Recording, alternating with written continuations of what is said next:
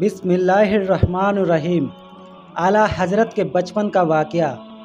جب آپ نے پہلا فتویٰ لکھا۔ اعلیٰ حضرت کی ولادت و سعادت۔ آپ کی پیدائش 10 شوال 1272 ہجری مطابق 14 جون 1856 روز صنبا ظہر کے وقت شہر بریلی کے شہر محلہ جسولی، جو اب محلہ ذخیرہ میں لگتا ہے، میں ہوئی۔ پیدائشی نام محمد اور تاریخی نام المختار ہے۔ جد امجد دادا مولانا رضا علی نے آپ کا نام احمد رضا رکھا۔ بسم اللہ خوانی کے بعد اعلیٰ حضرت کی تعلیمی سلسلہ جاری ہو گیا۔ آپ نے اپنی 4 برس کی ننھی سی عمر میں، جبکہ اس عمر میں دوسرے بچے اپنے وجود سے بھی بے خبر ہوتے ہیں، قرآن مجید ناظرہ ختم کر لیا۔ 6 سال کی عمر میں ماہ مبارک ربیع الاول کی تقریب میں ممبر پر رونق افروز ہو کر بہت بڑے مجمع کی موجودگی میں میلاد شریف پڑھی۔ اردو فارسی کی کتابیں پڑھنے کے بعد حضرت مرزا غلام قادر بیگ علیہ الرحمہ سے میزان و منصب وغیرہ کی تعلیم حاصل کی، اور اس کے بعد آپ اپنے والد ماجد تعظم علماء شاہ مولانا نقی علی خان رضی اللہ تعالیٰ عنہ سے پڑھتے رہے، اور 13 سال 10 ماہ 5 دن کی عمر میں 14 شعبان 1286 ہجری مطابق 19 نومبر 1869 عیسوی میں فارغ ہو گئے اور دستار فضیلت سے نوازے گئے۔ اسی دن مسئلہ رضاعت سے متعلق ایک فتویٰ لکھ کر آپ نے اپنے والد ماجد کی خدمت میں پیش کیا۔ جواب بالکل صحیح تھا۔ والد ماجد نے آپ کی باریک نظر اور تنقیدی ذہن کو دیکھتے ہوئے اسی دن سے فتویٰ لکھنے کی خدمت سپرد کر دی۔ آپ نے تعلیم طریقت مرشد برحق استاذ العارفین مولانا سید آل رسول مہراروی رضی اللہ تعالیٰ عنہ سے حاصل کی۔ مرشد برحق کے وصال کے بعد بعض تعلیم طریقت، ابتدائی علم تفسیر و ابتدائی علم ظفر وغیرہ استاد السالکین حضرت مولانا شاہ ابو الحسین احمد نوری رضی اللہ تعالیٰ عنہ سے حاصل فرمایا۔ شرح سگمین کچھ حصہ حضرت مولانا عبد الرحیم پوری علیہ الرحمہ سے پڑھا۔ پھر فضل ربانی و فضل نبی نے آپ پر خاص عنایت فرمائی، جس کے نتیجے میں کسی استاذ سے بغیر پڑھے آپ نے بڑھیا علوم حاصل کیا۔ 50 سے زیادہ علوم کا علم اعلیٰ حضرت کے لیے ثابت ہے، جن کی فہرست اعلیٰ حضرت پر لکھی کتابوں میں آپ دیکھ سکتے ہیں۔ نئی ریسرچ کے مطابق بعض علماء نے یہ مانا ہے کہ اعلیٰ حضرت 105 علوم جانتے تھے۔ بچپن کے حالات۔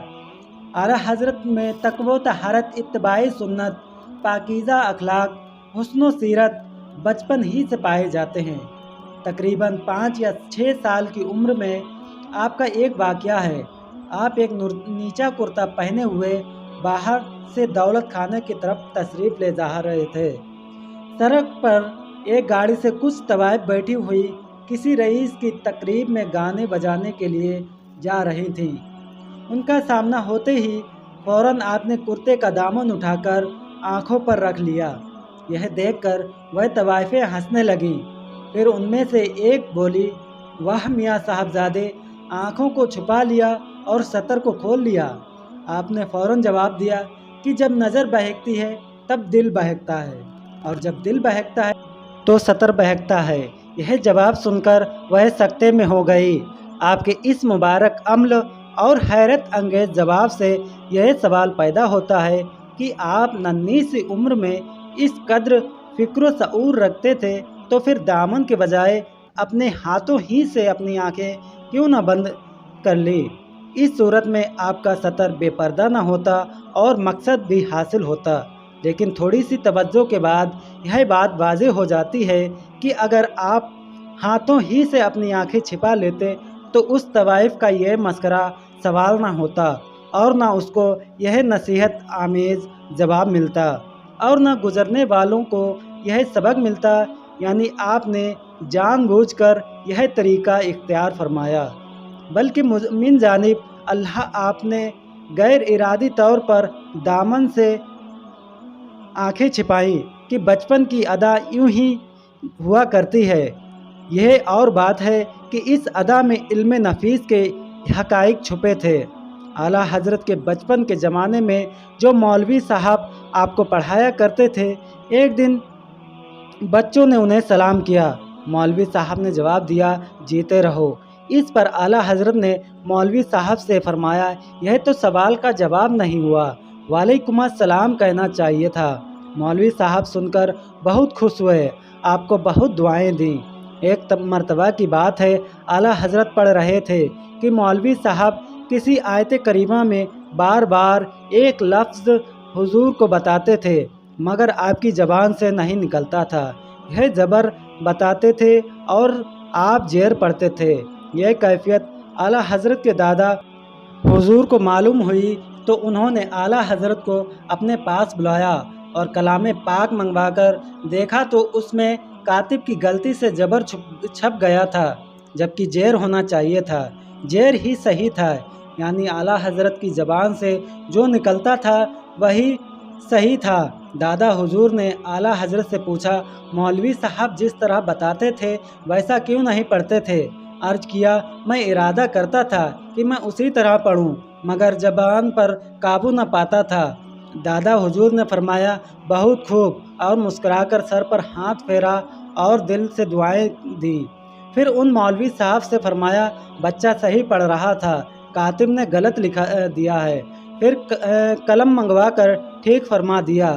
انہی مولوی صاحب کا بیان ہے کہ اس قسم کے واقعات مولوی صاحب کو بار بار پیش آئے۔ ایک روز تنہائی میں حضور اعلیٰ حضرت سے کہنے لگے، صاحبزادے سچ سچ بتا دو، میں کسی سے نہیں کہوں گا، تم انسان ہو یا جن ہو؟ آپ نے فرمایا، خدا پاک کا شکر ہے میں انسان ہوں، ہاں اللہ تعالیٰ کا فضل و کرم شامل ہے۔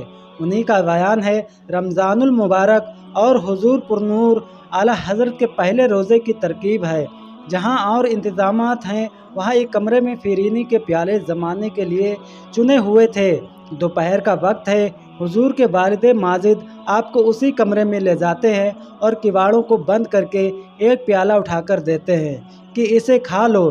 اعلیٰ حضرت عرض کرتے ہیں کہ میرا تو روزہ ہے، کیسے کھاؤں؟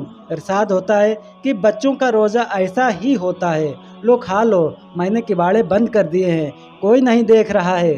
اعلیٰ حضرت نے فرمایا کہ جس کے حکم سے روزہ رکھا ہے وہ تو دیکھ رہا ہے۔ یہ سنتے ہی حضور کے والد ماجد کی آنکھوں میں آنسو آ گئے اور کمرہ کھول کر باہر آ گئے۔ 6 برس کی عمر میں آپ نے معلوم کر لیا تھا کہ بغداد شریف کدھر ہے، تب سے آپ نے آخر دم تک ادھر پیر نہیں کیے۔